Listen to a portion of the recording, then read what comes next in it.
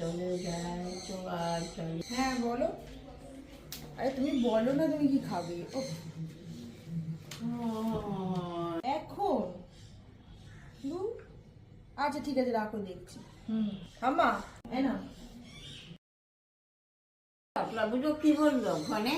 এখন আমি জিজ্ঞাসা করলাম কি খাবে, বলছে এখন ডিমের চপ বানাও পেঁয়াজি বানাও। এখন আমি কি করে করবো এত তাড়াতাড়ি? তাই তো ওরা তো একটু বাদেই চলে আসবে। সেটাই তো। আচ্ছা ঠাম্মা একটা কাজ করি, দুটোকে মিশিয়ে একটা কিছু করে ফেলি। চলো চলো চলো দেখি কি করবে। এই দেখো ঠাম্মা পেঁয়াজগুলোকে মোটা মোটা করে কেটে নিয়েছি। তাতে লঙ্কা কুচি, নুন, আমচুর মশলা, গরম মশলা গুঁড়ো, 2 চামচ বেসন আর 1 চামচ কর্নফ্লাওয়ার, অল্প জল দিয়ে এটাকে মেখে রেখে দেবো। ডিমটা সিদ্ধ করে নিয়েছি, এবার ডিমটাকে 4 ভাগ করে নেবো। এবার পেঁয়াজ মাখাটা হাতের মধ্যে নিয়ে একটা টুকরো ডিম দিয়ে সেটাকে ওভাল শেপে কভার করে নেবো। এবার তেলটা গরম হয়ে গেলে লাল লাল করে ভেজে নিলেই কিন্তু রেডি হয়ে যাবে ডিম পেঁয়াজি।